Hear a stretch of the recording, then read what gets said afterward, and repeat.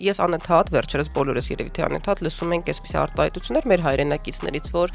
այս Սողոմոն Թելերաններ են պետք մեզ այսօր, Սողոմոն Թելերանա պետք։ Այն պայմաններում, երբ որ ֆորմալ արդարադատությունը չի աշխատել։ Մենք շատ անձակենտրոն ենք, հա, այսինքն մենք էլի անձեր ենք, փրկիչներ ենք փորձում բոլոր գործերի համար գտնել։ Ինչ է լինելու մեր հետ։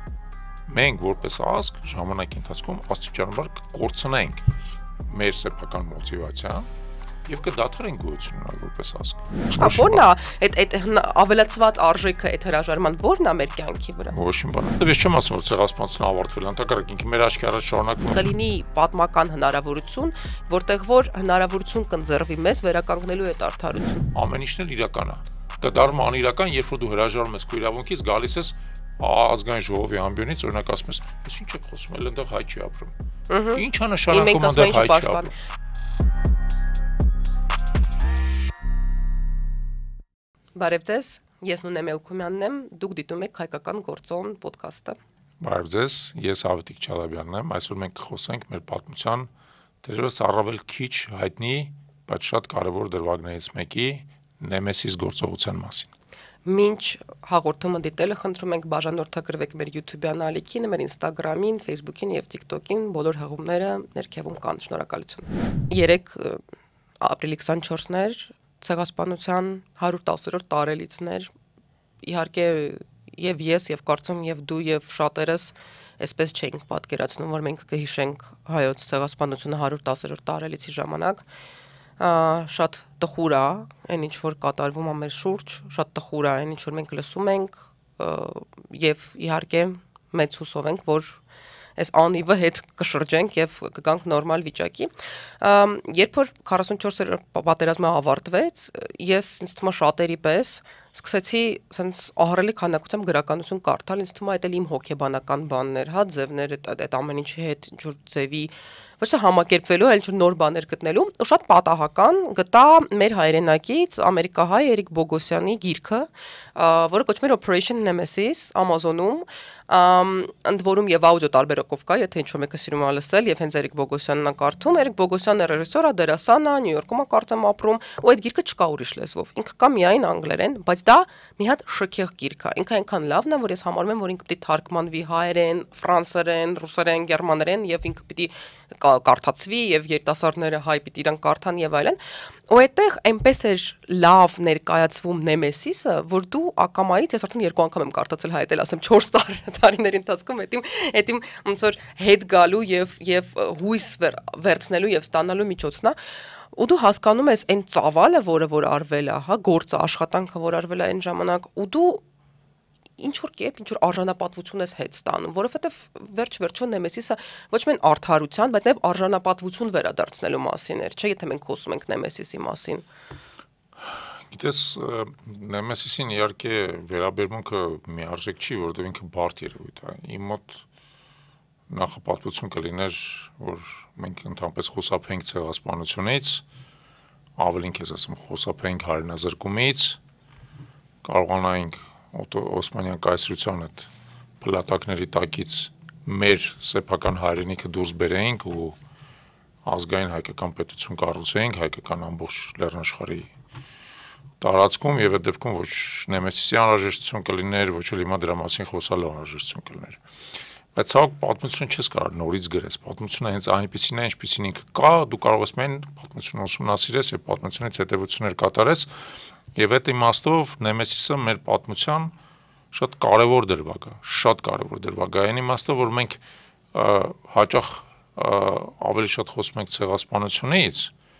բայց մոռանում ենք, որ ցեղասպանությունը դա ոչ թե ապրիլի 24-ն է, ցեղասպանությունը դա երկար պատմություն է իրադարձությունների,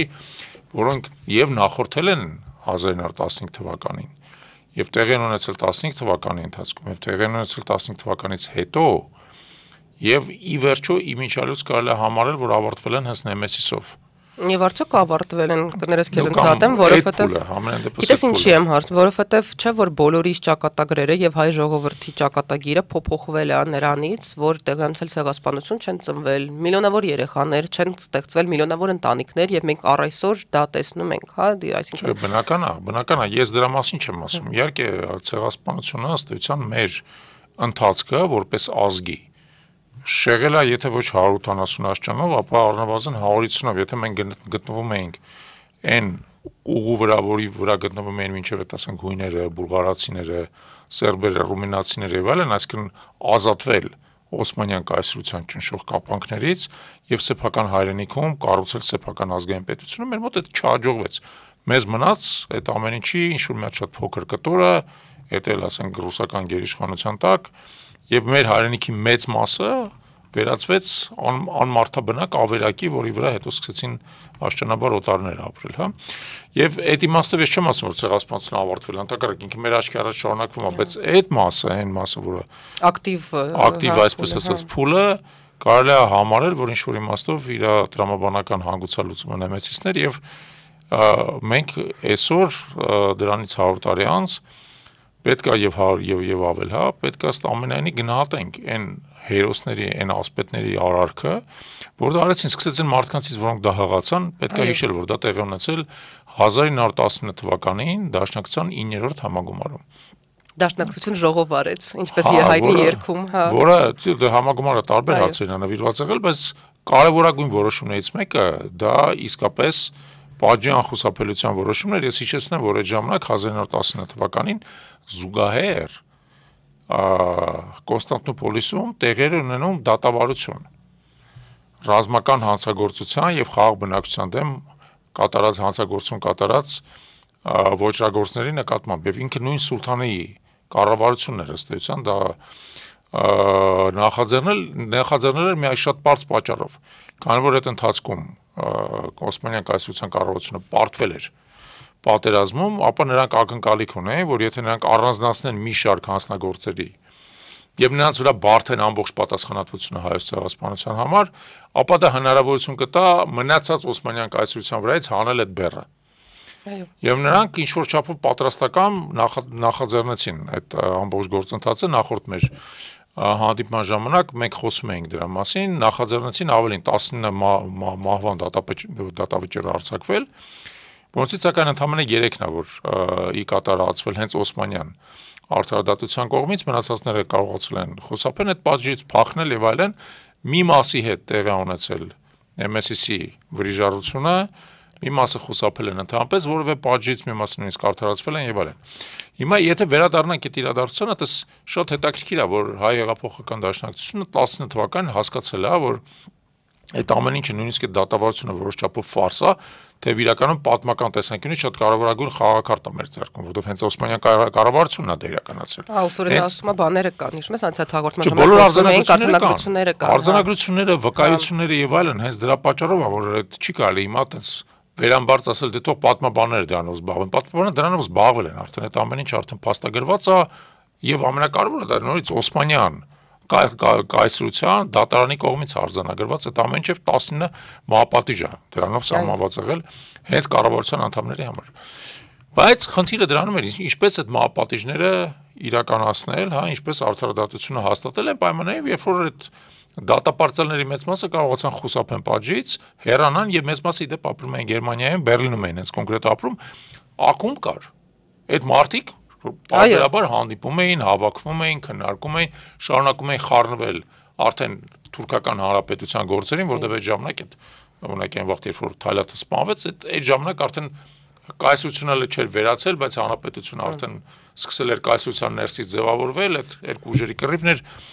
կայսրության նախկին տարածքում եւ իրանք շարունակում էին միջամտել այդ ամեն ինչին, փորձում էին որ լարերը խաղացնել եւ այլն, եւ գերմանական արդարադատությունը իդեպ չես զբաղված իրենց նկատմամբ որևէ գործողությամբ, բնականաբար եւ Օսմանյան արդարադատությունը իրենց մասին բարեհաջող մոռացել էր։ Իդեպ նշի որ բոլորը Բերլինում են սպանվել։ Բերլինում են սպանվել, Թիֆլիսում են սպանվել, Բաքվում են սպանվել, Բաքվում կարծեմ չէ, որովհետեւ Բաքվում շատ ավելի դժվար կլիներ, բայց մեծ մասը տեղի ունեցած մահապատիժների իրականացման եղել է կամ Բերլինում, կամ Հռոմում,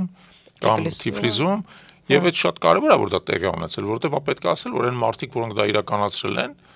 իրենց վրա ծանրագույն բեռ են վերցրել։ Գիտես, այ դու ասացիր համակարգի մասին, ես այստեղ էլ մի քանի բան եմ ուզում ավելացնել, ես անընդհատ վերջերս բոլորս երևի թե անընդհատ լսում ենք այսպիսի արտահայտություններ մեր հայրենակիցներից, որ այս Սողոմոն Թելերաններ են պետք մեզ այսօր, Սողոմոն Թելերանա պետք, եւ որևիցե կերպ չփորձելով նսեմացնել Սողոմոն Թելերանի դերը, բնականաբար ինքը հերոս էր, ինքը հերոսական բան է արել մեր համար, մենք մեզ արժանապատվություն է վերադարձել, արդարություն է գործել եւ այլն, բայց այս արտահայտությունը մեր ժողովրդի մեր հայրենակիցների ինձ համար երևի թե եւս մեկ անգամ ցույց է տալիս երկու բան։ Առաջինը, որ մենք շատ անձակենտրոն ենք, հա, այսինքն մենք էլի անձեր ենք, փրկիչներ ենք փորձում բոլոր գործերի համար գտնել։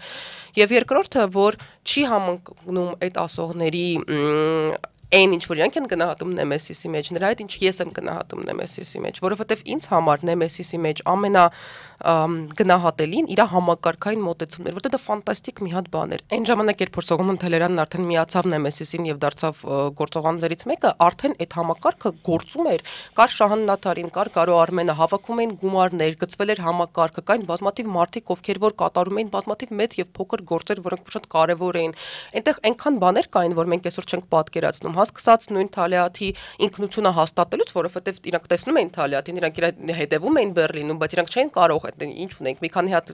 թերթ ունենք, որոնց մեջ նկարներ կային կամ ինչ-որ տենց բաներ, եւ պետք էր հաստատել ինքնությունը Թալիաթի, վերջացրած նրանով, որ այնտեղ կար մի պատմություն, որը հատուկ ստեղծվել էր Թելերանի համար, մարդիկ ովքեր որն օգնում էին, գումարներ էր հավաքում, Ամերիկա, այստեղ, ամենտեղ, հա, այդ ժամանակ երբ որ Թալիաթն էր սպանվել արդեն եւ Թելերանը իրագործել էր այս քայլը, առաջին հանրապետությունն էլ չկար արդեն, հա, այսինքն, բայց կար համակարգ, այդ համակարգը գործում էր եւ այդ համակարգի ետևում կանգնած էին ֆանտաստիկ մարդիկ, ովքեր հնարավորություն տվեցին Թելերանի նման հերոսներին հերոսանալ եւ ինձ համար ամենակարևորը եւ ամենացնցողը եւ ես նորից որ դուրում եմ բոլորին կարդալ այդ նույն գիրքը, որտեղ որ եւ Թելերանի հուշերում դա եւս բնութագրված է, շատ լավ առանձին կարելի է դա էլ ընթերցել, հենց այդ համակարգային մոտեցումն է, համակարգ, որը հնարավորություն է տալիս անձերին իրագործել կարևոր քայլեր, դա ունիկալ էր իրականում եւ մի բան էլ ավելացնեմ, որ նույնիսկ այդ գրքի այդ tagline-ը, հա, երկրորդ անվանումը, որը որ դրած է, շատ ինձ դուր է գալիս, որտեղ ասում է թարգմանեմ, ասում եմ մինչև նացիստների հետապնդողները գոյություն ուներ Նեմեսիս օպերացիան, հա, այսինքն մենք ենք, եւ սա պիտի շատ տարածվի եւ այս համակարգը, այս ամեն ինչը բոլոր անձերը պիտի շատ հայտնի դառնան մեզանում։ Տես ես միտքդ շարունակեմ, բայց մի քանի տարբեր ուղղություններով, էլի, որովհետև Նեմեսիսը իսկապես բարդ որպես այդպեսին երևույթ է եւ ինքը նաեւ բազմաշերտ է։ Նախ ինքը արդարության եւ ինչ-որ վերականգնման եւ ինչ-որ իմաստով արդարադատության իրագործման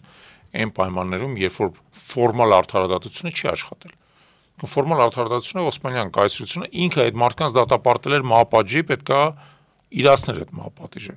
Բայց Օսմանյան կայսրությունը այդ մահապատիժները կայացրել էր ըստ էության ավելի շատ դաշնակիցների աչքին թոս փչելու համար։ Քանց թե անկեղծ հավատամք ուներ, որ պետքա սեփական բնակչությանը ոչնչացնող ոչրագործներին պատժել։ Օսմանյան կայսրությունը ցավոք չուներ այն հավատամքը, որ ապաշխարում չկար այդտեղ բացարձակել, հա։ Բացարձակ կար ավելի շուտ այդ նպատակը ոնց որ ցույց տալու դաշնակիցներին, որ իրանք ինքնուրույն կարող են այդ արդարադատությունը իրականացնել։ Դրա համար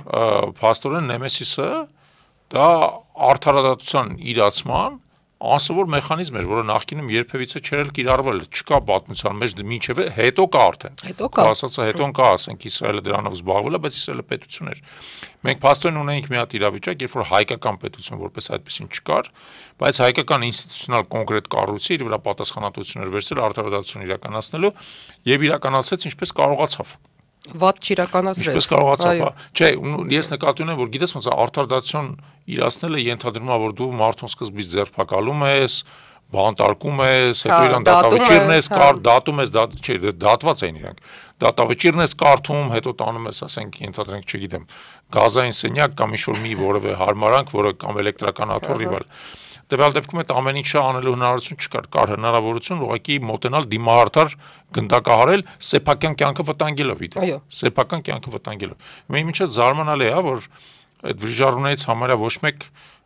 սեփական կյանքի ի վերջո չի զոհել, կարողացել է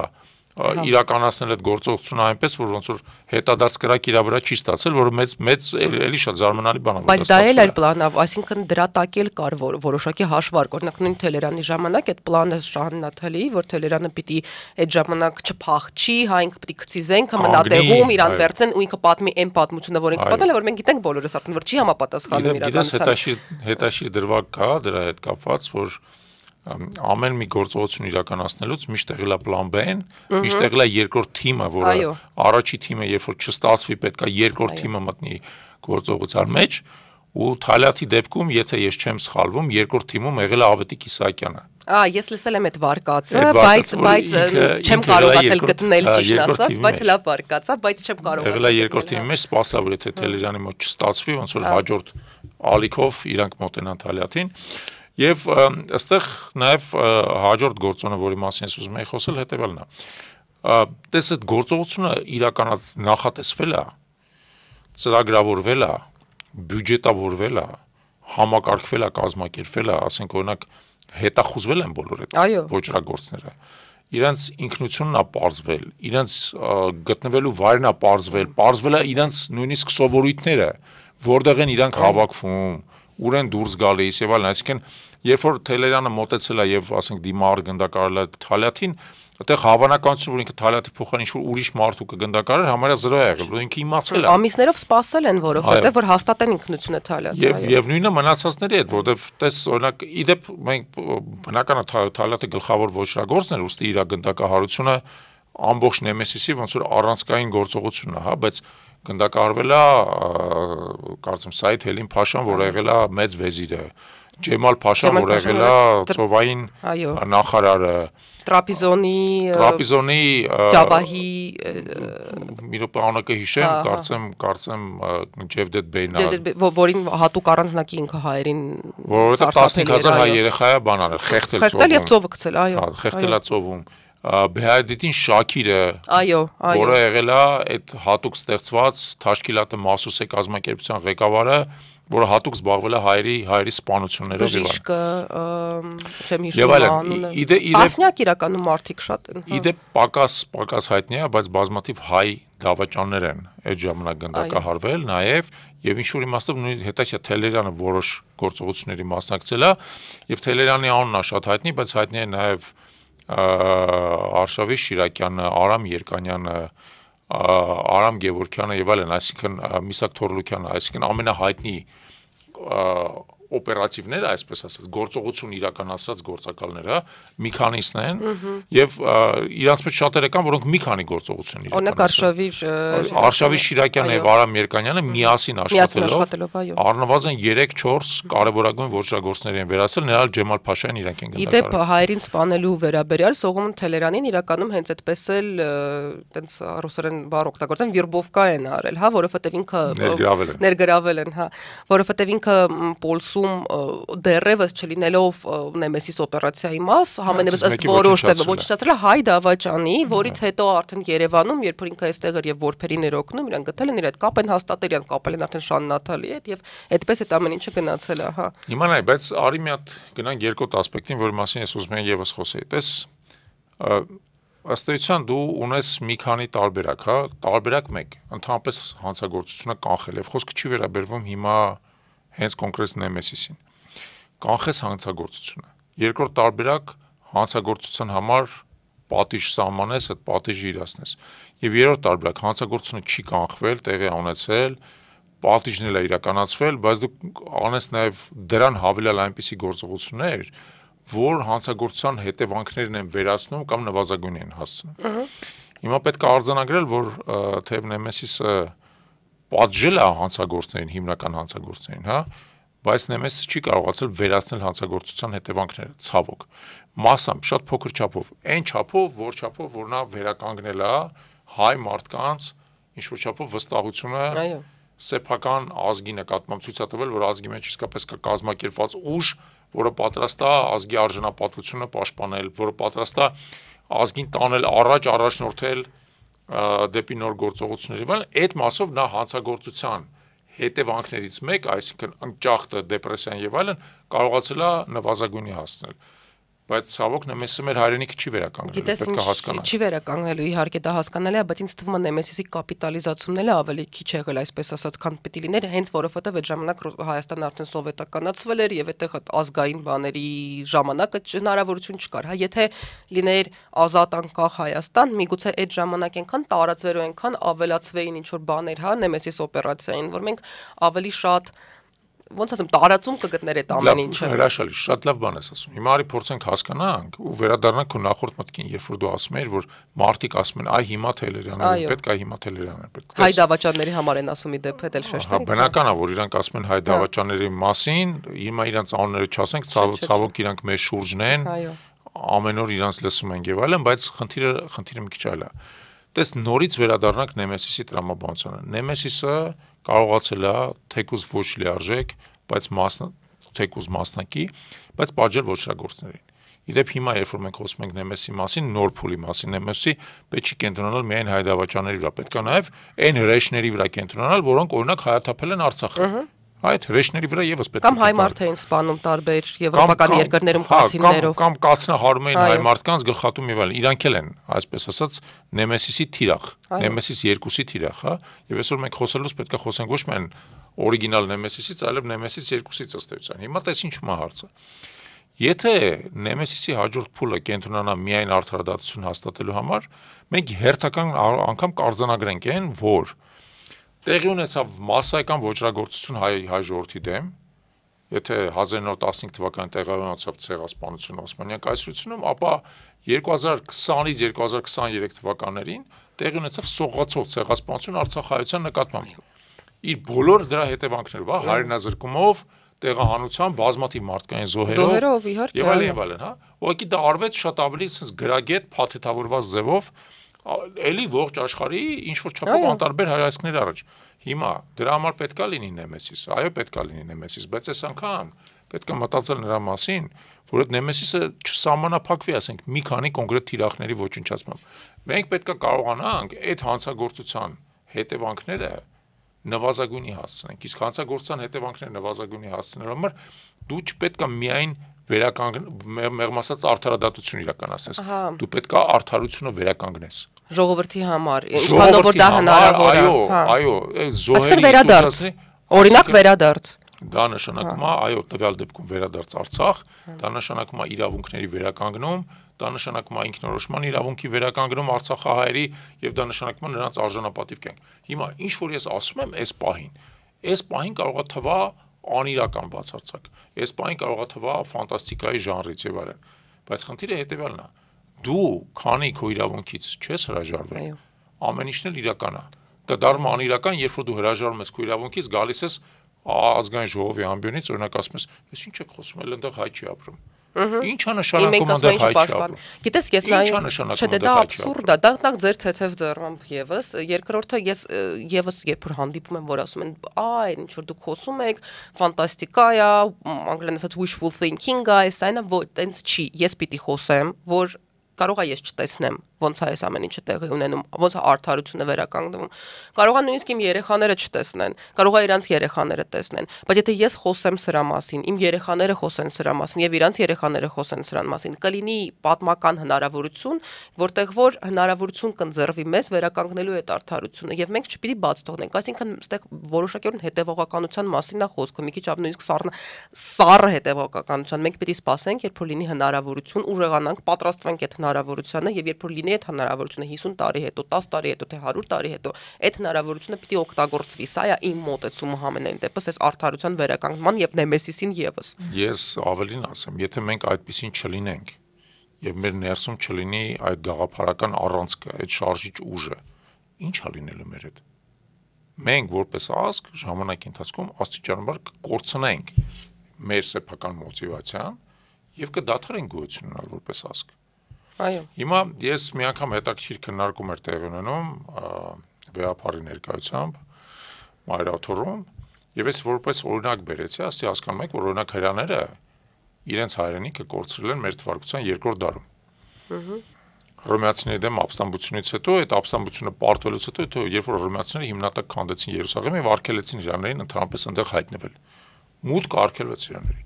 ու 1800 տարի անցավ, որպեսզի իրենք վերականգնեն իրենց ներկայությունը, բայց հիմա Երուսաղեմն էլ է իրանց, Իսրայելն էլ է իրանց, հələ մի հատ էլ մտել են Սիրիա, հա։ Որ ասում են հաջորդ տարի Երուսաղեմում դա տեղի ունեցավ։ Այդտեղ այնտեղ ներկա բարձրացիան հոգեվորականներից մեկ ասաց, «Էս ինչ ես ասում, հիմա մենք էլ 1800 տարի սպասենք»։ Այս չես, չեմ ասում նրա համար, որ մենք 1800 տարի սպասենք։ Ես ասում եմ նրա համար, որ կար մի ազգ, որ նույնիսկ ազգել չէր, հա, կրոնական համակ էր ավելի շատ, որը ցույց տվեց, որ կարելի է նույնիսկ սեփական գաղափարի համար 1800 տարի պայքարել, սպասել, մինչև դա իրականություն դառնա։ Պատկերացնում եք դա ինչ է նշանակում։ Մենք եկեք գոնե 18 տարի սպասենք ու հետևողականորեն գնանք դրան։ Եթե մենք 18 տարի կարողանանք հետևողականորեն ինչ-որ ուղղությամբ գնանք, երևի տեղ կհասնենք, մեզ պետք չի 1800 տարի։ Այդ հետևողականության հարցն է, էլի, այսինքն եթե ես sense նայում եմ, փաստորեն մեզ առաջարկվում է երկու տարբերակ, այսինքն մի տարբերակ առաջարկում են, մի տարբերակն էլ մենք ենք առաջ տանում։ Առաջարկվող տարբերակը հրաժարվել ամեն ինչից, որոշել, որ նույն Նեմեսիսը, որին էլ են իդեպ ահագին ինչ-որ բաներ ասել, այս վերջի տարիների ընթացքում, ինքը այդպես սխալ բաներ կամ անցած գնացած բաներ հիմա արեցինք եւ վերջ էլ տենց չենք անում, մենք պիտի համակերպվենք, որ այս իրավիճակը իրական Հայաստան, այսպես ասած, մարդու անձնական բարեկեցություն, մոռանանք ամեն ինչի մասին, Արցախում հայեր չեն ապրում, այս Արևմտյան Հայաստանում հայեր չեն ապրում եւ այլն, եւ երկրորդն ինչ որ մենք ենք ասում, կառուցել մեր հայրենիքը, հա, ուժեղացնել մեր հայրենիքը, ուժեղանալ ինքնուրույն եւ պատրաստվել նրան, որ լինելու է այդ հնարավորությունը։ Իսկ պատմությունը տենց բան է, ընդհանրապես ժամանակը տենց բան է, միշտ լինում են հնարավորություն։ Ծակեր, այսպես ասած, սիստեմայի մեջ ճեղքեր միշտ լինում են։ Օգտագործել այդ ճեղքը եւ օգտագործել այդ հնարավորությունը այն ժամանակ ստեղծել այդ հնարավորությունը ինքնության մեջ դրա մասին խոսում ենք նաև ինքնիշխանության այն ժամանակ օգտվել այդ հնարավորությունից երբ որ այդ հնարավորությունը լինի եւ չհրաժարվել որովհետեւ ինչ լավ բան է տալիս այդ հրաժարումը ուրացումը ոչինչ որն է բենեֆիտը հա այսպես դեպի մաթեմատիկական բանով նայենք չկա որն է այդ ավելացված արժեքը այդ հրաժարման որն է մեր կյանքի վրա ոչ մի բան է հիմա տես երբ որ խոսում ենք Նեմեսիսի մասին օրինակ Իմ մոտ զգացողությունը Նեմեսիսի հետ կապված ուղիղ հակառակն է, Նեմեսիսը ճիշտ էր, բայց անբավարար։ Իսկ մենք չպետք է կանգնենք Նեմեսիսի վրա։ Մենք պետք է այն ժամանակ նույնիսկ Սփյուռքից եւ այլն մտածեինք, թե որոնք են այն գործիքները, որոնք են այն գործողությունները, որոնք մենք մեզ հնարավորություն կտան հայրենիքը վերադարձնելու։ Առավելես որ ես ասեմ, որ ցեղասպանությունից հետո անցած 30 տարիների ընթացքում դրա պատմական պատուհանը դեռևս չէր փակվել, որտեղ Թուրքիան որպես պետություն չէր կայունացել։ Գույների հետ այն պատերազմում, հետո էլի ինչ։ Հետո երկրորդ ամենակարևոր պատուհանը հնարավորությունների որ բացվեց, դա երկրորդ համաշխարհային պատերազմն էր։ Երկրորդ համաշխարհային պատերազմի ժամանակ Թուրքիան թե ֆորմալ չեզոքություն է պահպանել, ինքը գտնվել է նացիստական Գերմանիայի դաշտում ավելի շատ։ Դա ամենադասական, իդեպ ես քեզ նաև հիշեցնեմ, որ Հայաստանի խորհրդային սովետական հանրապետության սոցիալիստական հանրապետության սահմանին կանգնած էին սովետական զորքերը, որոնք ամեն պահ սպասում էին, որ մտնեն Թուրքիա։ Իմ սեփական պապը այդ զորքերում ա եղել։ Պապերից մեկը եղել է, մի պապս գնացել է կռվել հասել Պրագա, մյուսը եղել է այդ զորքերում։ Սպասում էին, որ մտնեին Թուրքիա, այսինքն կար այդ պատմական հնարավորությունը Թուրքիա մտնելու։ Եվ մենք այդ պատմական հնարավորությունից եւս չկարողացանք օգտվել։ Իսկ ինչի չենք չկարողացանք օգտվել, որովհետեւ ըստեղ այս կողմը հայ կոմունիստները չեն էլ մտածում դրա մասին, չեն էլ տեսնում դա որպես անհրաժեշտություն։ Բայց լոբի էլ չարեցին վերևները։ Ոչ լոբի արեցին, ոչ էլ գնացին Ստալինի դուռը ծեծեցին, որ ասացին, գիտես ինչ, քեզ այսքան հայ զինվոր ենք տվել։ 300,000 հայ մարդա զոհվել սովետական միության համար։ Կարող է գոնե գնաս մի, չգիտեմ, մի 100,000 քառակուսի կիլոմետր Թուրքիայից հետ բերես։ Չէ, կարող, չէ, միշտ Ստալինը ուզում էր, բայց չարեց։ Որտեվ արդեն երբ որ նա պատրաստ էր դա անելու, պարզվեց որ Միացյալ Նահանգները միջուկային զենք ունեն Միջուկային այսպես ասած սպառնալիք ունեն եւ ասացին դու Թուրքիա չես մտնել։ Բայց ամեն դեպքում մենք չենք կարել այդ համակարգված լոբին, այդ ամեն րոպե սпасելը, որ այ հիմա ժամանակն է, գնանք մի հատ փորձենք, հիմա էլ է ժամանակ։ Այն որ գիտես, այնքան են խոսում դրա մասին, այնքան են ասում ամենտեղ դրա մասին։ Բոլորը արդեն գիտեն, որ այս մարդկանց պետքա դա տալ, որովհետեւ իրենք չեն հանգստանալու, էլի, այ դա կամ օգնել որ վերցնեն մենակ տալով դրա ուրիշ օրինակը պատմեմ ես էլի մի քիչ ռիսկի ենթարկելով որ ինձ քննադատել ես պատմության ուրեմն հայտնի պատմական եւս դրվագ է որ 7-րդ դարում երբ որ արաբական խալիֆայությունը ընդարձակվում էր իրան կարողացան Հիբրալտարը անցնեն իջնեն Պիրենեյան թերակղզու վրա եւ այնտեղից քրիստոնյաներին դուրս մղեն քրիստոնյաները հետ նահանջելով եկան Պիրենեան լեռների վրա, ամբողջ հարթավայրեն, որ այսօրվա Իսպանիան ու Պորտուգալն է, անցավ մուսուլմանների իշխանության տակ։ Տևել է 7 դար, դրանից հետո 7 դար, մինչև 14-րդ դարը, դա քայլ առ քայլ հետ նվաճել է։ Քայլ առ քայլ մարդիկ 7 դար պայքարում էին իրանց հայրենիքի համար, չնահանջեցին, որովհետև կարային ասեն, դե լավ, դե ինչ ա եղել, եկեք այս Պիրենեան լեռնաշղթան անցնենք, գնանք Ֆրանսիայում ապրենք։ Այդ կլինի մեր իրական հայրենիքը։ Հա, Ֆրանսիան կլներ մեր իրական Իսպանիան, իրական Իսպանիան կլներ Ֆրանսիայում։ Բայց մարդիկ այդ լեռներում, այդ քերծերում, այդ ժայռերում պատասպարվեցին, շարունակեցին կռվել, 700-ամյակ են կռվելով հետ նվաճել, մինչև եկան հասան այնտեղ Մալագա, Սևիլիա, բան եւ այլն, ամբողջ հարավը գրավեցին ու այդ արաբներին դուրս մղեցին, որ դրանք տեղափոխվեցին Մարոկկո տեղից հետո։ Հիմա ես հարց եմ տալիս, մեր համար ո՞րն է կարևոր։ Ո՞րն է կարևոր, այն փաբի երշիկը ու գարեջուրը, որը իմիջիայլոց պատրանք է, որտեվ այդ ընդամենը մեղմ ասած խայծ է, որը քո դեմ դնում են, որ դու մի 3 տարի դա լափես, հետո գան քեզ 3 տարի, հետո քեզ կան մորթեն, որտեվ ով է ասում է, որ քեզ խնայելու են։ Ով է ասում, որ դու խաղաղասեր լինես ճակերտներով, անզեն լինես, զինաթափված լինես, անշարժ լինես, քեզ խնայելու են։ Ով է ասում, դες բան չկա։ Իդեպ հիշացրեցիր նույն Թելերանի վերադառնալով, հա, հուշերում, դե ինքը Բերլինում ներկայանում էր որպես հայ ուսանող եւ նույնիսկ այնտեղ իր հետ պարապում են գերմաներեն եւ այլն, եւ նույնիսկ այնտեղի հայ ուսանողության շրջանում չգիտեին ինքը ով է, բոլորը մտածում են, որ ինքը հայ ուսանող է ու իր հուշերում կա, որ ինքը շատ ծանր էր տանում են փաստը, որ ցեղասպանությունից ընդամենը մի քանի տարի անց հայ ուսանողությունը, հայ երիտասարդությունը Բերլինում ապրում էր այնպես, ինչպես թե կարծես ոչինչ չէր պատահել, ոչ բան չէր պատահել։ Նույն հավաքույթները երեկոյան, նույն ինչ որ խոսակցությունները աշխարհի եւ ամեն ինչի մասին, հա, նույն կերպ այդ փորձը քեզ մոտիկացնելու ավելի ինչպես մեր մոտ եվրոպացին առաջի կարգի, հասկանում ես, sense ազգերին եւ այլն, ու ինքը դա շատ ծանր էր տանում, որովհետեւ ինքը ստիպված էր այդ իր ուսանողական այդ բանի տակ ապրել եւ չպատմել ոչ ոքի եւ ոչ ոքի հետ չկիսվել ու տեսնել այդ ամեն ինչը, ու նույն բանը պատմում են Կոնստանտինոպոլիսի կաֆեների մասին, սրճարանների, հա, որտեղ որ ցեղասպանության ժամանակ ու հետո նստած էին հայ մարդիկ ու մտածում էին, որ դա իրանց չի հասնելու։ Այդ տարբեր տեղերում, տարբեր հուշերում, տարբեր տեղերում զորապի մասին բազմաթիվ անգամներ արդեն խոսել ենք, այսինքն այդ մտայնությունը, որ քո հետ ոչ բան չի լինելու, քեզ էլ պետք չի ոչ նեմեսիս, ոչ տենց չոր ազգային արժանապատվություն, ոչ մի բան, դա համեմատած պատմականորեն ոչ մի անգամ չի արդարացել, հա, այդ մտայնությունը երբևիցե։ Այդպես օրինակ ես չեմ կարող հիշել, էլի։ Բայց իրականում մենք այդ հարցը լավ չենք ուսումնասիրել, ասենք օրինակ ուսումնասիրել նույն նեմեսիսը թուրքական աչքերով, իսկ թուրքերի համար ինչ էր նեմեսիսը, հա։ Եվ ես փորձել եմ որոշ չափով հարցը ուսումնասիրել, թուրքերի տեսանկյունից նեմեսիսը դա տաբու է ընդհանրապես։ Խոսում են ընդհանրապես, որպես terrorism են խոսում, թե ընդհանրապես։ Բարձր որպես terrorism է ներկայացվում, բայց դա տաբու է, ինչի, որովհետև դες այսօր նույնիսկ Թուրքիայում երբ որ օրինակ փողոցում ցույցեր են տեղի ունենում եւ այլն, մարդիկ դուրս են գալիս Էնվերի ու Թալյաթի նկարներով, չէ՞, տեսնում ենք։ Բայց չգիտեն ոնց են մահացել Թալյաթն ու Էնվերը։ Բայց հիմա պատկերացրա, որ այդ իրանց ազգի հերոսներն են։ Այո։ Իրանց ազգի հերոսներն են։ Մեկին սպանելա Թերոլերյանը, մյուսին գնդակարելա Մելքումովը Կենտրոնական Ասիայում, հա։ Ինքը Նեմեսիսի անդամ չէր, բայց հայ ազգի էր, հա։ Եվ կարար չգնդակարել, բայց որոշեց, որ պետք է ավելի լավ գնդակարել, որպեսզի հարցը փակվի, հա։ Հարցը փակվի։ Հիմա տես ինչու՞ է հարցը։ Թուրքիան հսկայական պետություն է, 85 միլիոն բնակիչ ունի, որից առնվազն 60 միլիոն իրան թուրք է համարում, հա։ Ու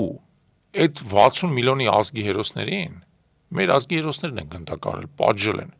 Հիմա թուրքերի տեսանկյունից իրանք թե հայերին վերևից ներքև են, չէ՞ նայում։ Իրանք հայերին վերևից ներքև են նայում, բայց այդ ներքևը գտնվող հայերը այնքան քաջություն են ունեցել, այնքան համարձակություն են ունեցել, որ իրանց ազգի հերոսներին պատժել են, ընդրում արդարացի են պատժել։ Թելերյանը արդարացվել է Բերլինի դատարանում։ Արդարացվել է, որովհետև համարվել է, որ ինքը ըստ էության Զոհ է եղել ցեղասպանական մեքենայի։ Ինքը ըստ էության իրացրել է սեփական ընտանիքի դեմ ուղված հանցագործության համար արդարադատություն, որտեղ իր ընտանիքը ոչնչացել է։ Ըստ այդ ամբողջ բանի, հա, բայց ինչ որ է։ Տենց անկարվել։ Տենց էդի կարևոր չի։ Կարևոր չի ընդհանրապես։ Կարևոր չի իր մարմնա զովել, թե իր, ասենք, հարևանի մարմնա։ Իր հայրենիքը փաստացի իր հայրենիքը եւ իր ժողովուրդը, իր ժողովրդի մեծ մասը ոչինչ ուներ վերջ։ Դա է, թե ինքը այդ ժամանակ ինչպես է եղել, այդ այլ հարց է, ու հա, գիտես, ես հիշեցի, որ հեսա ինձ էլի կասեն, բա դու ծանոթ թուրքեր ես, հա, ես ծանոթ թուրքեր ունեմ, որոնցից բոլորը ի դեպ ցեղասպանություն ընդունող ծանոթ թուրքեր են, հա, ես այլապես չեմ շփվում, բայց ես հիշում եմ, որ հա, երևի թե բոլորին իրանցից ես եմ պատմել Թալիաթը ինչպես է մահացել, իրենք տեղյակ չէին, հա։ Չէ, իրանց համար նեմեսը տաբու է, որովհետեւ նույնիսկ եմ ասում, եթե հաշվի առնենք իրանց ազգային ինքնությունը ժամանակակից, ինչպես է առաջացել, իսկ մեր նախորդ թողարկումների ժամանակ դա քննարկել ենք, իրանց ինքնությունը սարքած է մեր հայրենիքի եւ մեր ոսկորների ու արյան վրա, որովհետեւ իրանք թուրք չէին, սրանից 150 տարի առաջ թուրք չկար ընդհանրապես, թուրքը ազգ չէր, թուրքը պետություն չէր, թուրքը համայնք էր ընդհանրապես Օսմանյան ավելի մեծ կայսրության մեջ ապրող, հա, եւ այդ այսպես ասած ազգային պետության ձևավորումը կայսրության փլատակների մեջ պահանջում էր զոհեր, որպեսզի նոր ինքնություն ձևավորվի, այդ զոհերը մենք ենք եղել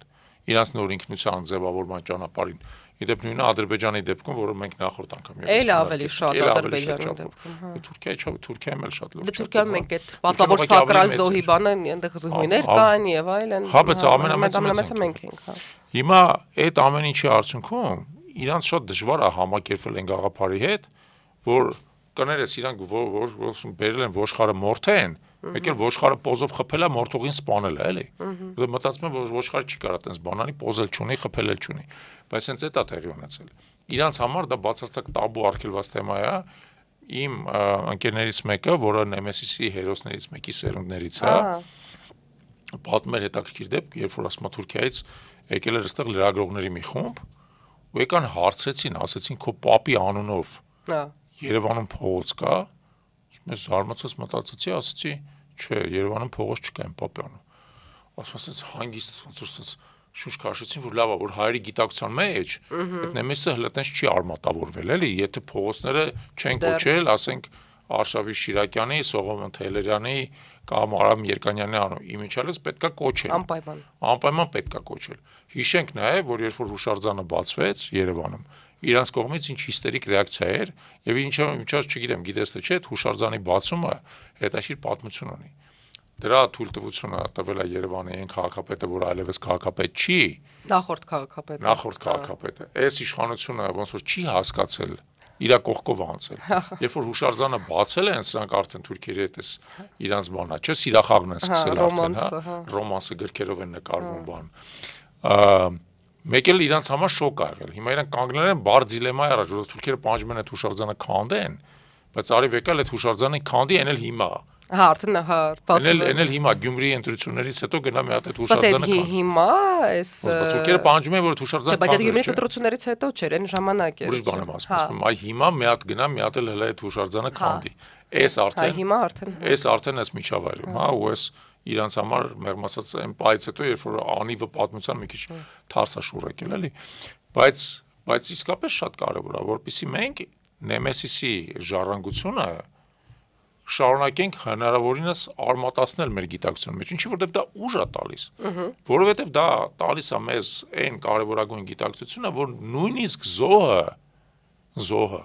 պատրաստ է շարունակել կռիվը, պատրաստ է տենչալ արդարության, պատրաստ է արդարադատություն իրականացնել համակարգային եւ համակարգային ճանապարհով կազմակերպված արդյունավետ, այո, շատ արդյունավետ, հա, որովհետեւ համարյա բոլոր թիրախները ստացան խոցվել են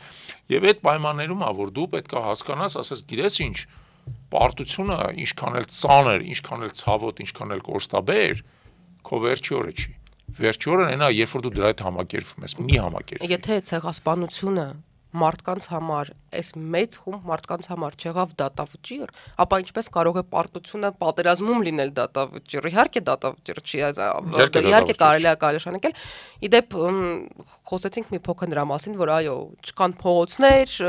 մեր հերոսների անուններով ու նաև սովետական ժամանակ հնարավոր չէր կապիտալիզացնել, հա, այդ ամբողջ փառքը, բայց ես ցավով պետք է արձանագրեմ, որ ես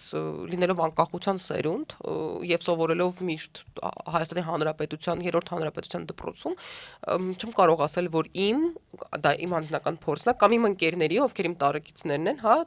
համար, տենց լավ բացատրվել է, ցուցադրվել է եւ պատմվել է այդ ամբողջ պատմությունը Նեմեսիսի, հասկանում ես, այսինքն կար իհարկե դա եւ մենք շատ հպարտ էինք Սողոմոն Թելերանով, բայց խորքային, հիմքային, այնպես որ չգիտեմ դու հասկանաս այդ ամբողջը հիմնովին, որ հետո չանցնի տասնամյակներ դու դառնաս 30 քանի տարեկան ու ինչ որ մի հատ մեկը քեզ ասի, գիտես Նեմեսիսը սխալ էր, էլ տենց բաներ պետք չեն, դու էլ սկսես մտածել դրա շուրջ, որ դու քո կարծիքները արդեն ձևավորել, քո մեջ մտած լինի, որ սա մեր ազգային հերոսներն են, սա էներ ինչ որ պիտի արվեր,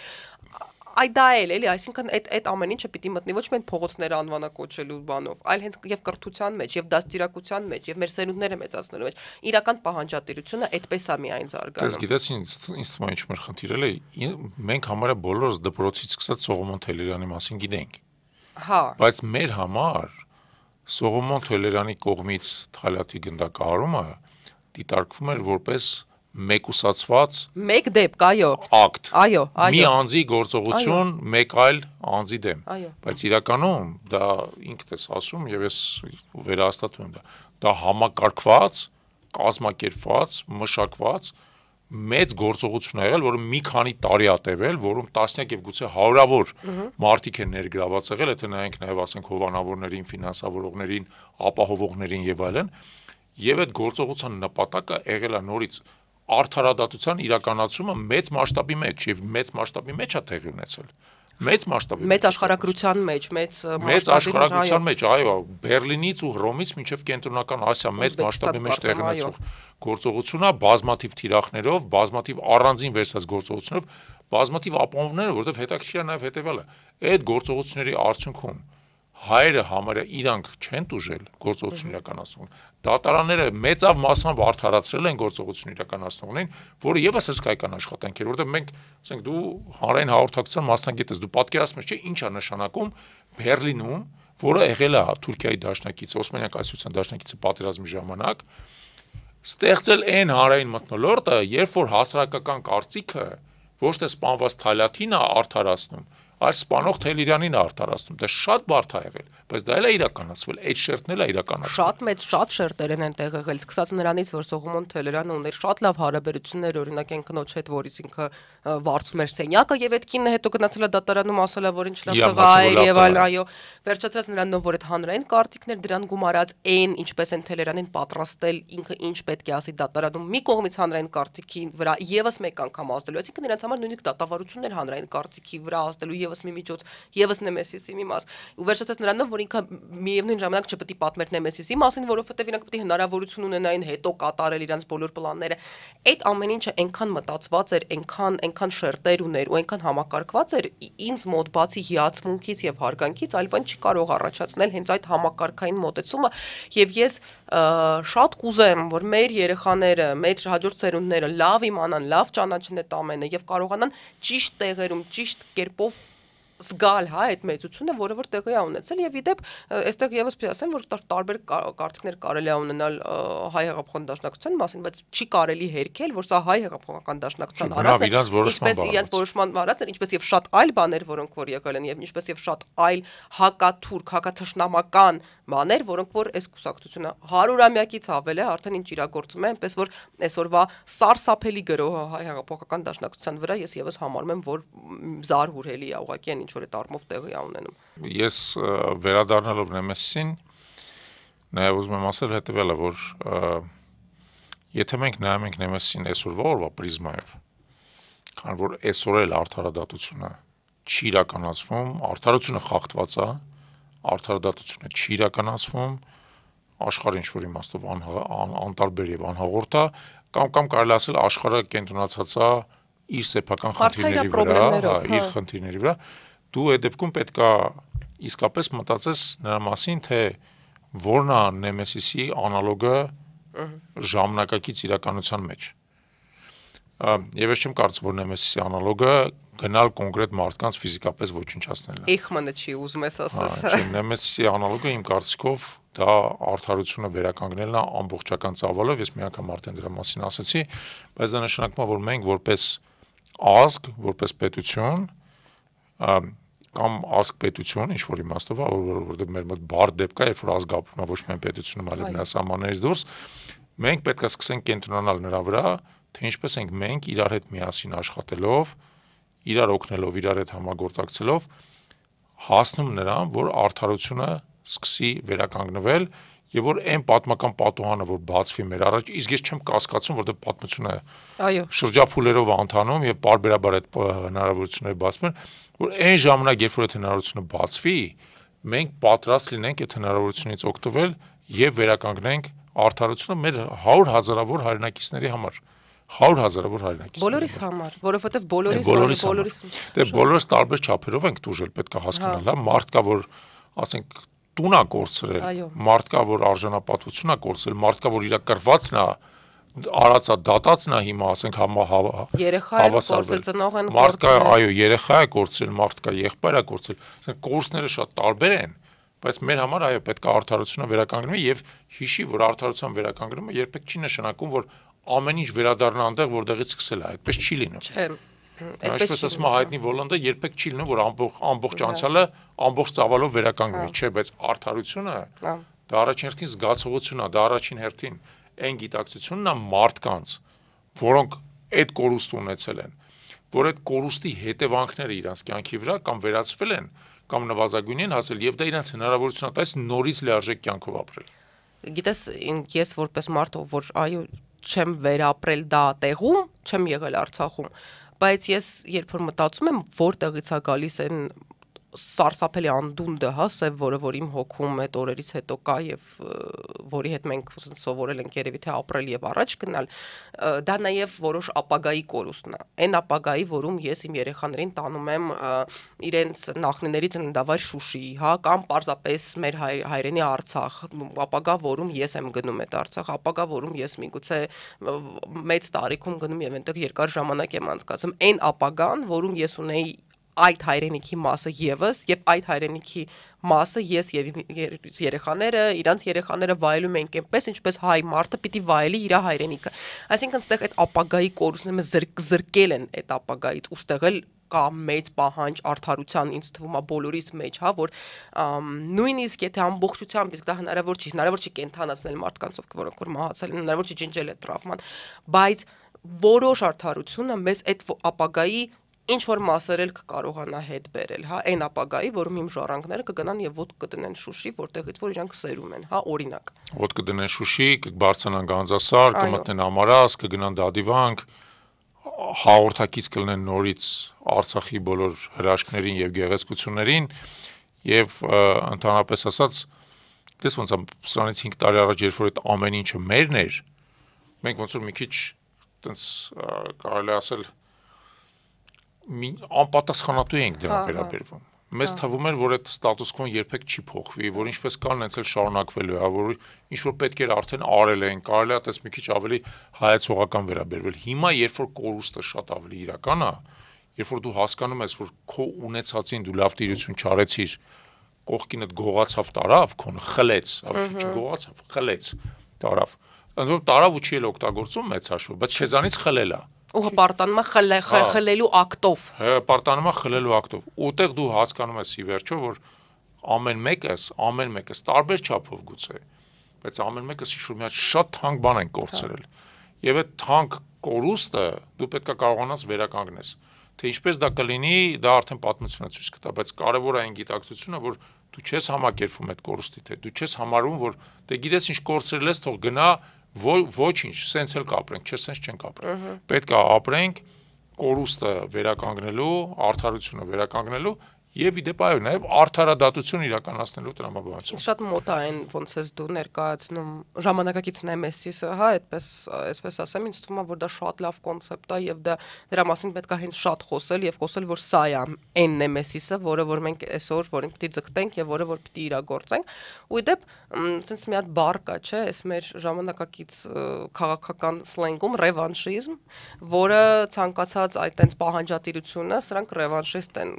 կոչում, գործում։ Ես պետք է ասեմ, որ էլի լինելով հաղորդակցության մասնագետ եւ անընդհատ հետեւելով թե սրանք ինչ են անում, ես պետք է ասեմ, որ մեր ժողովրդի մեջ դա չարմատացավ։ Այսինքն իրենք չկարողացան դա սարքել ինչ որ sense հրեշավոր մի հատ կոնցեպտ, եւ դա երևում է նրանից, որ իրենք դա համարյա էլ չեն օգտագործում։ Այսինքն մի հատ շրջան կար, երբ իրենք դա օգտագործում էին, իրենք ասում են այ ռևանշիստներ, մեր մասին էլ էին ասում հայակվեի ժամանակ։ Այս իրենք ռևանշիստներ են, իրենք ուզում են որ պատերազմ լինի եւ այլն եւ այլն, դա ինչ որ երևի մի տարվա այտենց բանուն էր, հա, կյանք ունեցավ այդ տերմինը եւ հիմա եթե նայես, սկսած բոլոր են դիմադիրն էին վերջացած նույն դաշնակցությունը, որը հիմնական թիրախներից մեկն է, երբ որ փորձում են կարգոծել, ռևանշիստ էլ համարը չեն ասում, որովհետեւ ժողովրդի մեջ ես կարծում եմ, դա արձագանք այդքան չստացավ, որովհետեւ ժողովրդի մեջ ամեն դեպքում այն պահանջատիրությունը, որ հիմա ոնց կլինի, չգիտեմ, բայց սա մեր հայրենիքն է, ես չեմ հրաժարվում այն փաստից, որ դա մեր հայրենիքն է, ինձ թվում է այդ պահանջատիրությունը ամեն դեպքում կա, եւ մենք այդ հարցումներից էլ ենք տեսնում, որ դա կա։ Արցախի էջը փակված չի։ Բնական է։ Կարծում եմ, որ այդ կարևորագույն նոտայի վրա այսօրվա մեր քննարկումը կարող ենք ավարտել, բայց իսկապես ապագայի նկատմամբ լավատեսական սպասումներով եւ ամուր վճռականությամբ այդ ապագան կառուցել հետեւողական քայլերով, երբևիցե չշեղվել օրինակ անհատական վրեժխնդրության, այլ հասկանալ, որ միայն համակարգված աշխատանքն է, որը բերում է պատմականորեն եւ քաղաքականորեն արժեքավոր արդյունքի։ Նեմեսիս հենց իսկապես համակարգված էր, նա պարզ վրիժառության ակտ չէր, նա արդարության թեկուզ եւ մասնակի, բայց արդարության վերականգնման եւ արդարադատության իրականացման համակարգված ակտ էր,